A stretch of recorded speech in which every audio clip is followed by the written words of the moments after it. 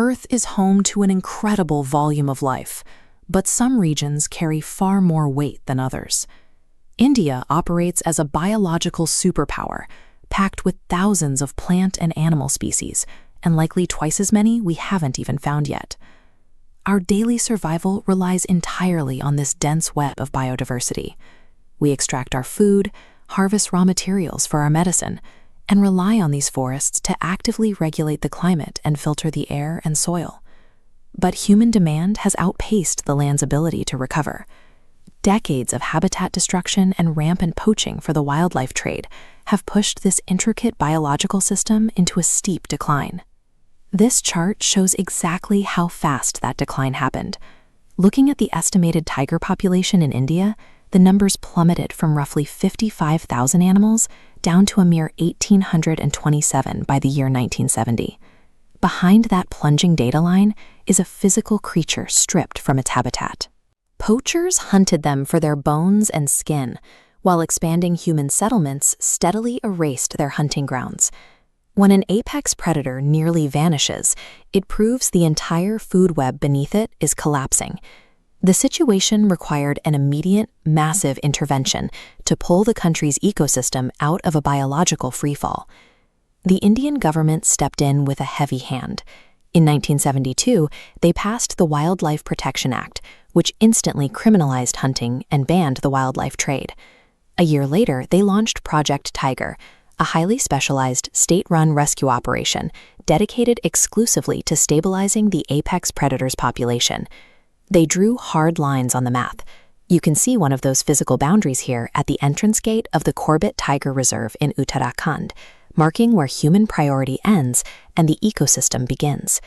To enforce these rules, the state categorized the land itself.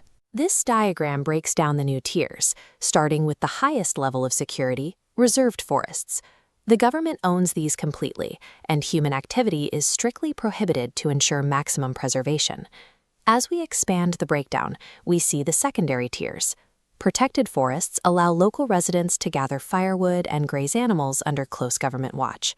Finally, unclassed forests are tracts of land and wasteland managed by a mix of private citizens and government agencies, where human activity is fully permitted. Over the following decades, the state expanded this legal shield. By the 1980s and 90s, the protected lists grew to include hundreds of smaller organisms, including moths, beetles, a specific dragonfly, and eventually plant species. On paper, the government had built a robust legal fortress. But laws are only as strong as the people enforcing them, and problems arise when the state itself decides to exploit the land it swore to protect. That exact conflict occurred inside the Sariska Tiger Reserve. Despite the strict rules of the Wildlife Protection Act, the government actively planned to authorize commercial mining operations right inside the sanctuary boundaries. The local residents, whose livelihoods depended on a stable environment, fought back. They protested the government's hypocrisy directly and successfully forced the state to cancel the mining plans. In Rajasthan's Alwar district, citizens didn't even wait for government intervention. 5 villages banded together, claimed 1,200 hectares of forest, declared it their own sovereign sanctuary, and wrote their own rules to ban hunting and timber extraction. Up in the Himalayan region, the resistance became highly physical. When logging operations threatened their native forests, indigenous communities launched the Chipko movement. In this historical photograph, you can see their primary tactic. Local women wrapped their arms around the tree trunks, acting as literal human shields and refusing to move until the loggers abandoned the site. That same localized defense was applied to agriculture. The Save the Seeds movement emerged in Uttarakhand to protect native traditional crop varieties from being wiped out by commercial farming practices.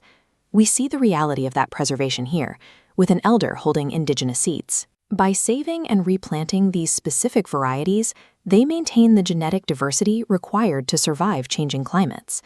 When institutions look the other way or actively prioritize profit over preservation, the local communities who live on the land become its final, most effective line of defense.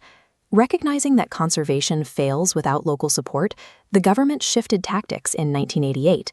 Starting in Odisha, they launched the Joint Forest Management Program to officially merge state authority with grassroots action. The arrangement is practical. The government hands over the daily security and caretaking responsibilities of a forest directly to the local community. In return, those locals get the right to sustainably harvest non-timber resources to support their livelihoods. You can see that collaborative stewardship right here, as community members actively patrol and manage the dense brush, ensuring the habitat remains undisturbed. But beneath any modern policy lies a much older cultural tradition. Across India, there is a deep reverence for sacred groves, tracts of forest left completely untouched, not because a law demands it, but because the trees themselves are worshipped as the residents of local deities. For the Bishnoi community in Rajasthan, protecting nature is a spiritual requirement. They view animals like the nilgai and the blackbuck not as resources, but as direct extensions of their own society. This cultural shield allows this herd of blackbuck antelopes to forage safely, protected by the community's strict refusal to let anyone harm them. This perspective stretches back thousands of years. In 487 BC, Gautama Buddha noted that a tree asks for nothing to sustain its own growth, yet generously provides its leaves, fruit, and wood to the world, even offering shade to the very person holding the axe to cut it down. This stone carving of Buddha in a quiet cave temple serves as a physical anchor to those ancient roots of environmental respect. Strict government laws and territorial borders are necessary to stop the immediate bleeding of an ecosystem. But for a forest to survive indefinitely, that legal protection must be paired with a culture that views the natural world not as a commodity to extract, but as a shared inheritance to defend.